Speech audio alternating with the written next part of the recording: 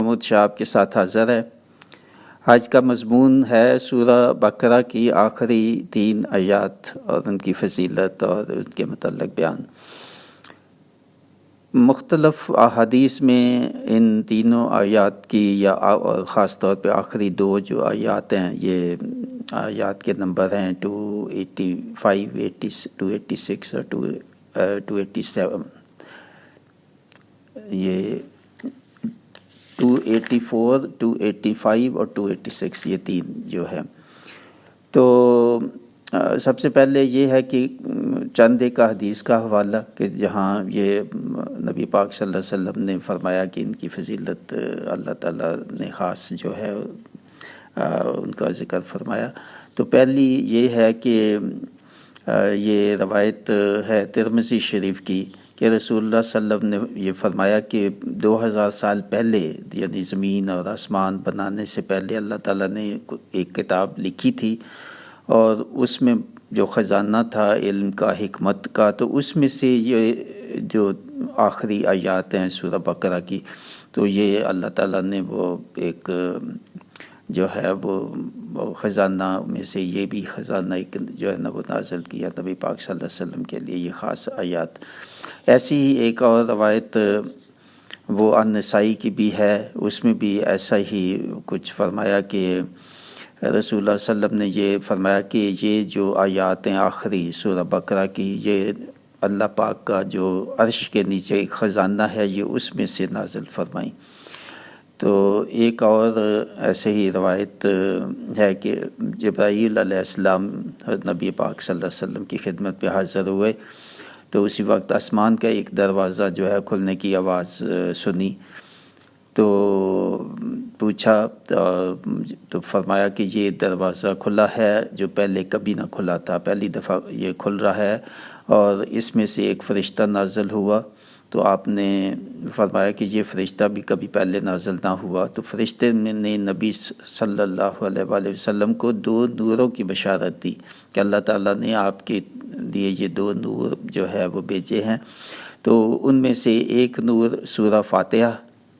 اور دوسرا جو ہے وہ سورہ بقرہ کی یہ آخری آیات جو ہیں وہ ان کا فرمایا کہ ان میں بہت برکت ہے، اور ان میں دعاؤں کی قبولیت جو ہے وہ ہے، اور اجر اور ثواب، اور یعنی بہت فضیلت ہے۔ ان دونوں نور ہیں، جو نور ہو کہہ دیا تو باقی کیا چیز باقی رہے گی کہ یہ دونوں اللہ تعالیٰ نے 2 نور آپ کی خدمت میں پیش کیے، اور امت کے لیے 2 نور، اور ان کی مغفرت کی دعائیں ہیں اس میں، اور ایمان کی شرائط ہیں۔ تو ایک اور ایسے ہی ابن مسعود رضی اللہ تعالیٰ عنہ سے بھی روایت ہے کہ یہ جو آخری آیات ہیں سورہ بقرہ کی، یہ نبی پاک صلی اللہ علیہ وسلم کو معراج کے وقت اللہ تعالیٰ نے عطا کی تھی، اور اس وقت 3 چیزیں عطا کی اللہ تعالیٰ نے۔ ایک 5 نمازیں تھیں امت کے لیے، اور دوسری یہ سورہ بقرہ کی آخری آیات، اور تیسری یہ کہ اللہ تعالیٰ نے فرمایا کہ آپ کی امت کے لیے یہ خاص ہے کہ شرک کے علاوہ، شرک بہت بڑا جرم ہے، اس کی معافی نہیں ہے، شرک کے علاوہ جو بھی امت کے گناہ ہوں گے وہ بالآخر معاف کر دیے جائیں گے، یا کچھ سزا دے کے معاف کر دیے جائیں گے، یا توبہ سے معاف کر دیے جائیں گے۔ ان میں تو ہو سکتا ہے کچھ، بہرحال بعض دیگر آیات میں یہ بھی ہے کہ توبہ کرنے سے ہی معاف ہوتے ہیں۔ تو بہرحال توبہ کرنے سے بھی معاف ہوں تو یہ بھی بہت بڑی اللہ تعالیٰ کی عنایت ہے کہ توبہ کرنے سے یہ معاف ہو جائیں، یا بڑے گناہ کم از کم توبہ سے ہی معاف ہوتے ہیں، یہ دوسری آیات میں بھی ہے۔ تو اس کو اس کے ساتھ ملا کے آپ دیکھیں، چھوٹے گناہ تو یہ چیز معاف اللہ تعالیٰ کر دے گا امتیوں کے، اور بڑے گناہ جو ہے وہ توبہ سے ساتھ جو ہے وہ جو ہے نا ان کی معافی ہوگی۔ بہرحال اللہ تعالیٰ جیسے اس آیات میں یہ پہلی جو آیات ہے 284، اس میں بھی اللہ تعالیٰ نے گناہوں کی معافی کا جو ہے ذکر کیا۔ تو پہلے میں یہ پڑھوں گا 284 آیت جو ہے اس کی، یہ آخری رکوع کی 3 آیات ہیں۔ للہ ما فی السماوات و ما فی الارض وَإِن تُبْدُوا مَا فِي أَنفُسِكُمْ أَوْ تُخْفُوهُ يُحَاسِبْكُم بِهِ اللَّهُ فَيَغْفِرُ لِمَن يَشَاءُ وَيُعَذِّبُ مَن يَشَاءُ واللہ علی کل شیء قدیر، یہ انہی جو یہ احادیث ہے انہی کا ہی سمجھ لیں، اس آیت میں بھی تصدیق ہے کہ اللہ تعالیٰ ہی مالک ہے، زمین اور آسمان وہی ہمارا خالق ہے، وہی ہمارا مالک ہے، تو سارا نظام وہی چلا رہا ہے۔ تو اگر تم ظاہر کرو گے اعمال جو تمہارے ہیں وہ ظاہر آپ کریں یا ان کو آپ چھپاتے رہیں، تو اللہ سب ان کو جانتا ہے، اس سے کوئی چیز مخفی نہیں ہے، تو وہ سب حساب لازمی لے گا، وہ سب کا حساب۔ یہ دیکھیں یہاں پہ حساب آ گیا قیامت کا، اور اٹھایا جانا اور حساب کا ذکر اس میں آ گیا۔ اور اللہ جو چاہے گا، جس کو چاہے گا وہ بخش دے گا، اور جس کو چاہے گا عذاب دے گا۔ وہی اسی جو حدیث ہے اسی کی تصدیق تھوڑا زیادہ واضح الفاظ میں کہ اللہ تعالیٰ کی منشا کے مطابق یہ وہ چاہے گا جس کو معاف کر دے گا، وہ چاہے گا جس کو عذاب دے گا۔ تو یہ گناہوں پہ بھی ہے کہ کتنے بڑے گناہ ہیں کہ توبہ کی یا نہ کی، وہی جو میں نے پہلے کہا ہے کہ بڑے گناہ جو ہے اس میں شرط ہے توبہ کی اور استغفار کی، اور پھر فرمایا کہ واللہ علی کل شیء قدیر، کہ اللہ کی قدرت بہت ہے، وہ جو چاہے پرسی کرے وہی مالک ہے، اس کی قدرت کی کوئی انتہا نہیں، اس کی وہ قادر ہے معاف کرنے کا، وہ قادر ہے بخشنے کا، وہ ہر چیز کی قدرت ہے اس کی۔ تو یہ تو ہوگی یہ 284 پہلی جو ہے، اور دوسری آیت جو ہے اس میں وہ ایسے ہے آمن الرسول بما انزل الیہ من ربہ والمؤمنون کل آمن باللہ وملائکتہ وکتبہ ورسلہ لا نفرق بین احد من رسلہ وقالوا سمعنا واطعنا غفرانک ربنا والیک المصیر۔ اس کا ترجمہ ایسے ہے، رسول ایمان لایا اس پر جو اس کے رب کے پاس سے اس پر اترا، اور ایمان والے سب نے مانا اللہ اور اس کے فرشتوں اور اس کی کتابوں اور اس کے رسولوں کو، یہ کہتے ہوئے کہ ہم اس کے کسی رسول پر ایمان لانے میں فرق نہیں کرتے، اور عرض کی کہ ہم نے سنا اور مانا، تیری معافی ہو اے رب ہمارے، اور تیری ہی طرف ہمیں لوٹنا ہے پھرنا ہے۔ بہت یہ اہم ہے۔ اس میں دیکھیں اللہ تعالیٰ نے نبی پاک صلی اللہ علیہ وسلم اور امتیوں کو ایک ساتھ جو ہے وہ ایمان کا کہا کہ ایمان کو تسلیم کرو، تو نبی پاک صلی اللہ علیہ وسلم کی بھی شہادت کہ انہوں نے تسلیم کیا، اور پھر امتیوں نے کہا کہ ہم نے بھی مانا جو کچھ نبی پاک صلی اللہ علیہ وسلم پر اترا، اور کیا مانا کہ اس کے فرشتوں کو مانا، اس کی اللہ تعالیٰ کی جو کتابیں ہیں ساری، اس کے پہلے جو رسول تھے ان کو مانا۔ یہ 5 چیزوں کی جو شہادت ہے جو یہاں پہ بھی ہے کہ یہ 3 تو یہ ہیں، تو ایک جو پہلی آیت ہے 284 اس میں آخرت اور قیامت کے بعد اٹھنا اور حساب ہونا، تو 4 یہ اور 5 وہ ہو گئی۔ تو ملائکہ کو ماننا، ساری پچھلی کتابوں کو، نبیوں کو، نبی پاک صلی اللہ علیہ وسلم جو آخری نبی ہے ان پہ ان کے رسالت کو صرف زبان سے نہیں بلکہ قلبی یقین کے ساتھ ان کو تسلیم کیا اور مانا، تو ان میں کوئی ہم اختلاف نہیں کرتے ان کا ماننے میں، نبیوں کے جتنے بھی تھے۔ اور عرض کی کہ اللہ ہم نے جو سنا نبی پاک صلی اللہ علیہ وسلم نے سر تسلیم خم ہم نے مان لیا، بغیر اس سمجھے ہوئے کہ یعنی غائب کو مان لیا۔ ہم نے تو فرشتہ اترتا نہ دیکھا اور نہ نازل ہوتا دیکھا، کتابوں کو اور پچھلے رسولوں کو بھی ہم نے نہ دیکھا، مگر جو نبی پاک صلی اللہ علیہ وسلم نے کہا ہم نے وہ مانا اور اس کو سنا اور اس کو مانا۔ اور پھر کہا کہ اے نبی پاک صلی اللہ علیہ وسلم، تو نبی پاک صلی اللہ علیہ وسلم نے یہ دعا کا کہا کہ یہ دعا جو ہے فرمائی کہ یہ پڑھو کہ اے ہمارے رب، تو ہی ہمارا مالک ہے اور ہم نے تیری ہی طرف جو ہے وہ لوٹنا ہے، تو ہمیں معاف کرو، ہمارے گناہ معاف کرو۔ تو یہ گناہوں کی معافی کی بھی استغفار بھی آ گیا اس میں، اور قیامت کے بعد اٹھائے جانے کا اور حساب ہونے کا بھی جو ہے وہ تصدیق جو ہے امتیوں نے کی، ساتھ کہ یہ ہوگا، لازمی ہوگا حساب۔ تو یہ دعا اور تیسری یہ ہے، اب یہ ان دو کے بعد پھر دعا ہے کہ اللہ تعالیٰ نے نبی پاک صلی اللہ علیہ وسلم کو دعا سکھائی کہ یہ دعا پڑھو، اور امتیوں کو بھی سکھائی۔ اور یہ وہ وقت تھا جب کفار نے بہت ظلم ڈھائے ہوئے تھے، جو ہے نا وہ کوشش کر رہے تھے کہ زیادہ سے زیادہ نقصان جو ہے وہ مسلمانوں کو پہنچایا جائے، اور وہ جو ہجرت کی کوشش کر رہے تھے ان کو بھی روک رہے تھے کہ وہ نہ جائیں، کہ یہیں پہ رہیے تو ان کو ظلم و ستم اور ان کو نعوذ باللہ ختم کیا جائے، بلکہ نبی پاک صلی اللہ علیہ وسلم کو شہید کرنے کی بھی کوششیں جو ہے وہ کر رہے تھے، اور انہوں نے کی واقعتاً۔ تو یہ آیت جو ہے یہ ایسے ہے، لا یکلف اللہ نفسا الا وسعها لہا ما کسبت وعلیہا ما اکتسبت ربنا لا تؤاخذنا ان نسینا او اخطانا ربنا ولا تحمل علینا اسرا کما حملتہ علی الذین من قبلنا ربنا ولا تحملنا ما لا طاقۃ لنا بہ واعف عنا واغفر لنا وارحمنا انت مولانا فانصرنا علی القوم الکافرین۔ یہ سمجھیں دعاؤں کی سردار ہے، یا اور نبیوں کو بھی اللہ تعالیٰ نے دعائیں سکھائی اور ان کو کہا کرنے کی، مگر یہ دعا خاص طور پہ نبی اکرم صلی اللہ علیہ وسلم کو سکھائی، اور ان کو بھی اور امتیوں کو بھی کہا کہ یہ خاص طور پہ دعا، اس کی بہت فضیلت جیسی حدیث میں بھی آئی ہے کہ ایمان کی شرائط کے ایمان کیا ہے، ان کو ماننا جو ہے 5 شرائط، اور پھر یہ استغفار جو ہے اللہ تعالیٰ سے معافی مانگو گناہوں کی، اور اللہ تعالیٰ معاف کرنے والا ہے جس کو وہ چاہے۔ اور یہ پھر آخری آیات میں ان کا ترجمہ یہ ہے کہ اللہ کسی جان پر بوجھ نہیں ڈالتا مگر اس کی طاقت بر اس کا فائدہ ہے جو اچھا کمایا، اور اس کا نقصان جو برائی کمائی۔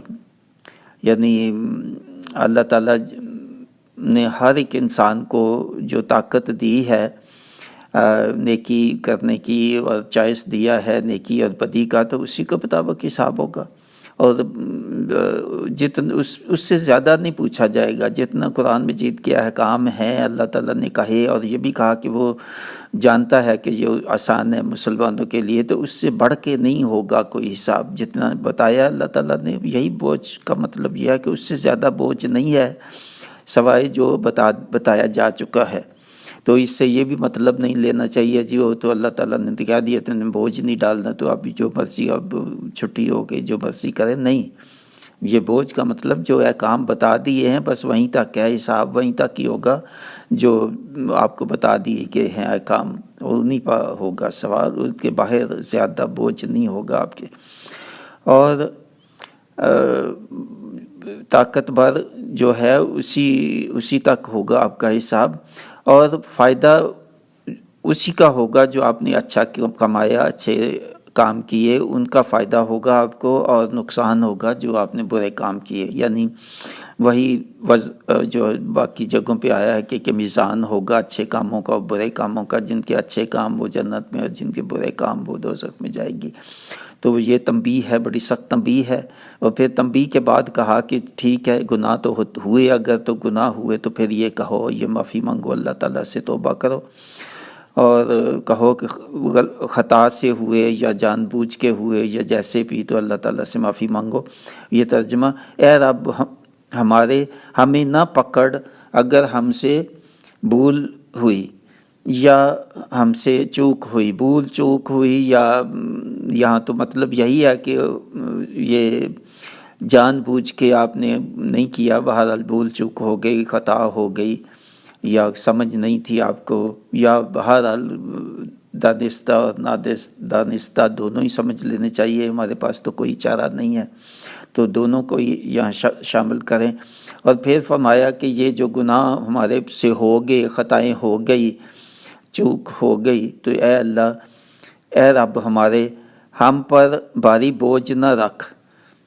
دیکھیں پھر وہ بھاری بوجھ کی آگی، بھاری بوجھ کون سا ہے؟ جو اللہ تعالیٰ نے احکام بتائے ہیں ان سے زیادہ آپ سے مطلوب نہیں ہے، تو یہ ہے، تو وہ تو تھا، وہ ہمیں معلوم تھا اے اللہ، مگر پھر بھی ہم خطا کار ہیں، ہم سے غلطی ہو گئی، مگر اتنا بوجھ ہم سے، اتنی سختی ہم سے نہ کرو، اتنا عذاب ہم پہ نہ ڈالنا جتنا پچھلی قوموں کا حساب بڑا سخت ہوا، اور ان پہ بڑا سخت عذاب ہوا جب انہوں نے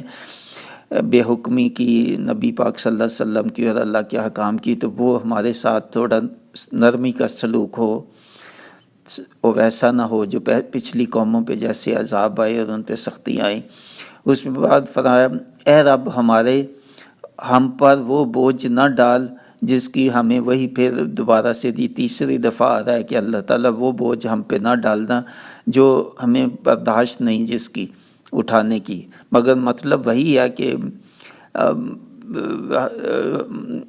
کچھ گناہ ہوئے جو ہمیں خطائیں ہوئیں جو ہمیں سمجھ نہیں تھی، تو اب ہمیں سمجھ آ گئی تو ہم معافی مانگ رہے ہیں، اور وہ بوجھ ایسا بھی نہ ہو کہ جو ہماری طاقت سے زیادہ ہو۔ تو اللہ تعالیٰ کے احکام تو طاقت سے باہر نہیں ہے، مگر یہ ہے طاقت سے باہر، کبھی کوئی بیمار ہو، کبھی کوئی ایسی حالت میں ہے کہ اس سے خطا ہو گئی، غلبہ ہو گیا، شیطان نے غلبہ کرا دیا، نفس کا غلبہ ہو گیا، آدمی نہیں، بوجھ وہ زیادہ ہو گیا انسان کے اوپر، تو وہ معافی مانگے، توبہ کرے، یہی ہے۔ اللہ تعالیٰ کہہ رہا ہے کہ یہ میرے سے دعا مانگو کہ یہ مجھ سے خطا ہوئی، مجھ سے غلطی ہوئی، میرے گناہ جو ہے وہ میری برداشت سے باہر ہو گئے تھے، مجھ سے نہ برداشت ہوئے، تو مجھے یا اے اللہ مجھے معاف کر دو اور ہمیں معاف فرما دے۔ پھر آگے معافی ان کی کہ گناہ تو ہو گئے، ہماری طاقت سے زیادہ شاید ہو گئے، ہم سے برداشت نہ ہوئے، تو گناہ سرزد ہوئے، تو اے اللہ ہمیں معاف کر دے، تو ہی بخشنے والا ہے، تیرے پاس ہی ہمیں آنا ہے، تو ہی رحم کرنے والا ہے، تو ہی ہمارا مالک کرم والا ہے۔ اے اللہ تو کافروں پر ہمیں جو ہے نا مدد فرما۔ یہ نبی پاک صلی اللہ علیہ وسلم، کیونکہ وہ بہت ظلم ڈھا رہے تھے کافر اس وقت، اور مکہ شریف سے جو ہے ان کو ہجرت پر مجبور کر دیا تھا بے حد، تو یہ دعا ان کے لیے بھی ہے، ہمارے لیے بھی ہے کہ ہمیں ہر قسم کی مصیبتوں سے، اور کفار سے وہ مصیبتیں ہوں یا ہماری نفس کی مصیبتیں ہوں، ہماری قصداً ہمارے سے گناہ ہوں، تو اللہ تعالیٰ وہ ہمیں معاف کر پائے، مگر بالخصوص یہ کفار کے خلاف نبی پاک صلی اللہ علیہ وسلم کو کہا کہ یہ دعا مانگو۔ تو کتنی فضیلت، کتنی اہمیت ہے اس کے، سمجھیں 3 حصے ہیں ان تینوں آیات میں، اور خزانہ خود ہی اللہ تعالیٰ نے کہا یہ خاص خزانہ ہے، اس میں سے میں یہ عطا کر رہا ہوں۔ تو کافی حد تک میں نے تشریح کر دی، پھر میں نے جو اس سورہ بقرہ کی تفسیر مکمل پوری لکھی، اس میں جو میں نے لکھا وہ میں پڑھ کے سنا دیتا ہوں، اگر کوئی چیز رہ گئی ہے تو اس میں آ جائے گا۔ تو آیت 285 میں دین اسلام کے ان بنیادی عقائد اور ایمان کی شرائط کا بیان ہے جو اس سورہ کے شروع میں ہی بتا دیے گئے تھے۔ سورہ بقرہ کے شروع میں ہی پہلے ایمان کی جو 5 شرائط ہیں وہ بتا دی گئی تھی، تو انہی کو قریباً دہرایا جا رہا ہے۔ ایمان والوں کو حکم فرمایا کہ اس کتاب یعنی قرآن مجید کے احکام کو مانو اور ان پر عمل کرو جو نبی کریم صلی اللہ علیہ وسلم پر نازل ہوئے، اور انہوں نے انہیں حق اور اللہ کی طرف سے مانا۔ نبی پاک صلی اللہ علیہ وسلم نے مانا اور امتیوں نے بھی مانا اور عہد کیا کہ ہم نے سن لیا اور ہم نے مان لیا اور ہم عمل کریں گے اس پہ۔ یہاں اللہ تعالیٰ نے ایک ساتھ نبی پاک صلی اللہ علیہ وسلم اور مومنوں کو اپنی کتاب قرآن مجید ماننے کا حکم فرمایا، اور امتیوں کو فرمایا کہ اس کو مانو جو نبی پاک صلی اللہ علیہ وسلم پر نازل ہوا، اور نبی صلی اللہ علیہ وآلہ وسلم نے اللہ کی طرف سے بھی اسے جو ان پر نازل ہوا اسے حق مانا۔ پھر ان 5 عقائد کو بیان فرمایا جن کو دل سے ماننا ہر مسلمان پر فرض ہے یقین کے ساتھ۔ تو پہلا ہے اللہ پر ایمان لانا اور یقین قلبی سے تصدیق کرنا کہ اللہ واحد ہے، اس کا کوئی شریک نہیں، وہ علیم ہے، وہ ہر چیز پر قادر ہے اور کوئی چیز اس کی قدرت اور علم سے باہر نہیں۔ نمبر 2، تمام ملائکہ پر ایمان لانا کہ وہ اللہ کے احکام بجا لاتے ہیں اور وہ معصوم ہیں۔ نمبر 3، اللہ کی تمام کتب جو اس نے اپنے پیغمبروں پر نازل فرمائی ان پر ایمان لانا اور تصدیق کرنا کہ وہ اللہ ہی کی طرف سے تھیں۔ اور آخری کتاب قرآن مجید جو حضور نبی پاک صلی اللہ علیہ وسلم پر نازل ہوئی اس کی تصدیق کرنا کہ یہ بغیر کسی تبدیلی و تحریف کے محفوظ ہے اور قیامت تک اس کو محفوظ رکھنے کی اللہ تعالیٰ نے خود ضمانت دی ہے۔ نمبر 4، اللہ کے سب رسولوں پر ایمان لانا کہ وہ اللہ ہی کی طرف سے بھیجے گئے تھے، وہ اسی کی وحی کے امین تھے کہ بندوں تک اسے پہنچائیں، وہ ساری خلق سے افضل ہیں اور ان کی رسالت پر ایمان لانے پر ان کے درمیان فرق نہ کیا جائے۔ گو مرتبے کے لحاظ سے اللہ نے بعض کو بعض پر فضیلت عطا فرمائی۔ نمبر 5، قیامت اور یوم حساب پر ایمان کے اس دن کے اللہ کے حضور پیش ہوں گے اور ہمارے ظاہر اور چھپے اعمال کا حساب ہوگا۔ یہ ان 3 آیات میں اس کا ذکر نہیں ہے کیونکہ اس سے پہلے ذکر ہو چکا، یا یہ آخری 2 جو ہے اس میں ذکر نہیں، تو اس سے پہلی آیت میں حساب کا ذکر ہے، اس سے پہلے بھی حساب کا، تو اس لیے ضروری نہیں سمجھا گیا کہ یہاں یہ جو آیت 285 ہے اس میں بھی اس کا دوبارہ سے ذکر کیا جائے کہ قیامت کا اور حساب کا، کیونکہ 284 آیت میں ذکر ہو چکا تھا۔ چونکہ اس کا ذکر اس سے پہلی آیت میں ہو چکا تھا اس لیے یہاں دہرانا ضروری نہ تھا۔ یہ سن کر ایمان والوں نے عرض کی کہ اے ہمارے رب، ہم نے تیرے احکام سنے ہیں اور ہم انہیں دل سے مانتے ہیں، اور اے ہمارے رب، اگر عمل میں ہم سے کوتاہی ہو یا بھول چوک ہو تو ہمیں معاف فرمانا، بے شک تم ہمارا حساب لوگے جب ہم تمہاری طرف لوٹیں گے۔ اب آیت 286 جو آخری آیت ہے اس میں فرمایا کہ یہ اس سورہ کی آخری آیت ہے کہ اے اللہ نے اصحاب رسول اور امتیوں کو یہ عظیم آیت سکھائی یا دعا سکھائی اور اسے پڑھنے کا حکم دیا کہ وہ بندوں کی طاقت سے زیادہ ان پر اعمال کا بوجھ نہ ڈالے، بس اس طاقت کے مطابق ہی اعمال کا حساب لیا جائے گا، اور اتنا بھاری بوجھ ہم پر نہ ڈالنا اے اللہ جتنا کہ تم نے پہلی امتوں پر ڈالا۔ اے ہمارے رب، ہمارا حساب آسان لینا۔ یہ اور جگہوں پہ بھی دعا ہے بہت اہم کہ اللہ تعالی ہمارا حساب آسان لینا، اور اللہ تعالیٰ کہتے ہیں اگر جس کا حساب اور جگہوں پہ مفصل ہو گیا تو وہ نہیں بچے گا، کیونکہ اتنے زیادہ انسان گناہ کرتا ہے کہ اللہ تعالیٰ معاف کرتا رہتا ہے، اگر معاف نہ کرے تو کوئی بہت مشکل ہے۔ بلکہ نبی پاک صلی اللہ علیہ وسلم نے صحابہ سے پوچھا جب انہوں نے بتایا کہ کیا آپ بھی؟ انہوں نے کہا ہاں میں بھی، اللہ تعالیٰ کی رحمت سے بخشش ہوگی میری بھی۔ یعنی ہمارے لیے مثال ایک قائم کرنا تھا کہ کوئی انسان یہ نہ کہے کہ میرے گناہ جو ہے وہ تو کم ہے یا میری نیکیاں تو بہت ہیں تو میرے لیے تو کوئی فکر کی بات نہیں، یہ کبھی سوچ میں بھی نہیں آنا چاہیے۔ ہمیشہ یہی ہو کہ غلطیاں کوتاہیاں گناہ بہت ہوتے ہیں، کوئی بات کا تو پتہ بھی نہیں انسان کو چلتا، تو اس لیے اللہ کی رحمت اللہ کی بخشش سے ہی ہوگا، حساب آسان کے لیے دعا کرنی چاہیے۔ جب ہماری نیکیوں اور برائیوں کو ہمارے سامنے اللہ تعالیٰ لائے گا تو اے اللہ ہمارا حساب آسان لینا۔ اے ہمارے رب، ہماری بھول چوک کے گناہوں پر ہمیں سزا نہ دینا۔ اے ہمارے رب، ہم پر وہ بوجھ یا آزمائش نہ ڈالنا جس کی ہم میں ہمت یا برداشت یا صبر کرنے کی طاقت نہ ہو، اور اے ہمارے رب، چھوٹے بڑے گناہ معاف فرمانا اور ہمیں بخش دینا اور ہم پر رحم فرمانا۔ تو ہی ہمارا مولا اور تو ہی ہمارا مددگار ہے، اور کافروں کے خلاف ہماری مدد دے اور ان پر فتح عطا فرما۔ اس دعا میں اللہ تعالیٰ نے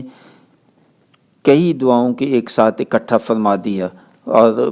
سکھایا کہ اللہ سے ڈرتے رہو، اللہ سے ہدایت چاہتے رہو، اور اس دعا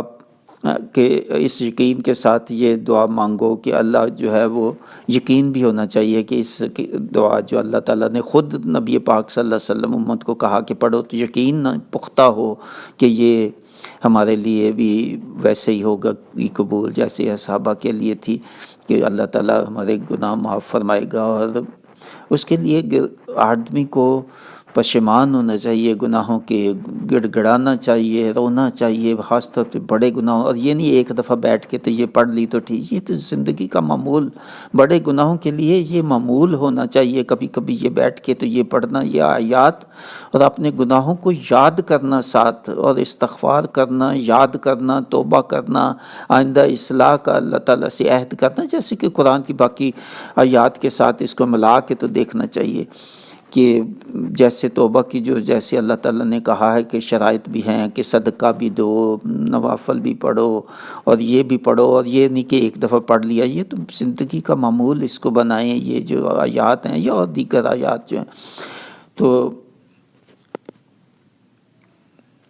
تو پھر فرمایا روایت کے مطابق یہ آیت یا دعا ہجرت سے کچھ قبل اور واقعہ معراج کے جیسے حدیث میں آئے کہ اس وقت یہ نازل ہوئی، اور اس وقت مسلمان کو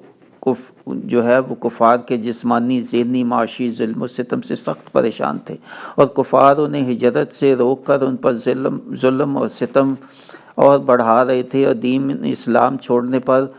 ان کو مجبور کیا جا رہا تھا کہ اللہ تعالیٰ نے مومنوں کو یہ دعا پڑھنے اور ان اللہ کی مدد پر بھروسہ کرنے کا حکم دیا۔ اس طرح یہ دعا اصحاب رسول اور نبی پاک صلی اللہ علیہ وسلم کے لیے نہایت مشکل حالات میں ان کی تسکین کا باعث بنی۔ یہ دعا جو اللہ تعالیٰ نے نبی کریم کو خود سکھائی اور اسے پڑھنے کا حکم فرمایا، یہ دعا تمام مسلمانوں کے لیے ایک عظیم خزانہ ہے کہ وہ اسے ہر حاجت، ہر مصیبت، ہر آزمائش میں پڑھیں، اور گناہوں کی جو ہے معافی طلب کریں توبہ کے ساتھ، استغفار کے ساتھ، جیسے دیگر اللہ تعالیٰ نے اور جو ہے وہ آیات میں بتایا کہ توبہ کیسے کی جائے، صدقات دیے جائیں، مزید اپنے چھوٹے بڑے گناہوں کی معافی اور بخشش طلب کی جائے۔ بے شک اللہ بڑا رحیم، کریم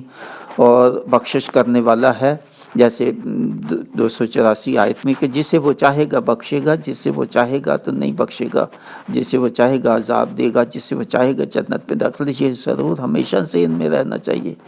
اس پہ اکتفا نہ ہو جائے کہ ہم نے تو دعا کر دی تو یہ بس گارنٹی ہوگی جنت، نہیں، آگے اصلاح لازمی ہے کہ جو گناہ ہوئے ان کو دوبارہ سے عہد کرو اللہ تعالیٰ سے کہ اللہ اب نہیں ہوں گے وہ۔ ان توبہ کی جو شرائط میں سے ایک اہم ہے کہ توبہ اصلاح کے ساتھ ہے، جو آپ عہد کریں اور پھر اس عہد پہ قائم رہنا، یہ شرائط میں داخل۔ اللہ تعالیٰ مجھے، میری اولاد کو، آپ کو، آپ کی اولاد، سب سننے والوں کو توفیق دے کہ ہم کثرت کے ساتھ یہ جو آیات ہیں سورہ بقرہ کی آخری اور پڑھیں، غور کے ساتھ اور فوکس کے ساتھ، توجہ کے ساتھ، دھیان کے ساتھ، اس کو گہرائی میں اس کو سمجھتے ہوئے کہ اس کا مفہوم کیا ہے، تو اللہ تعالیٰ سے بخشش اور مغفرت کی دعا بھی مانگیں، اور عقائد جو 5 بتائے ہیں ان کو بھی قلب، دل کی گہرائی سے ان کو تسلیم کریں۔ تو اللہ تعالیٰ جو ہے جو میں نے سنایا اللہ تعالیٰ قبول کرے اس کو۔ تو وما علینا الا البلاغ، مبشر محمود شاہ۔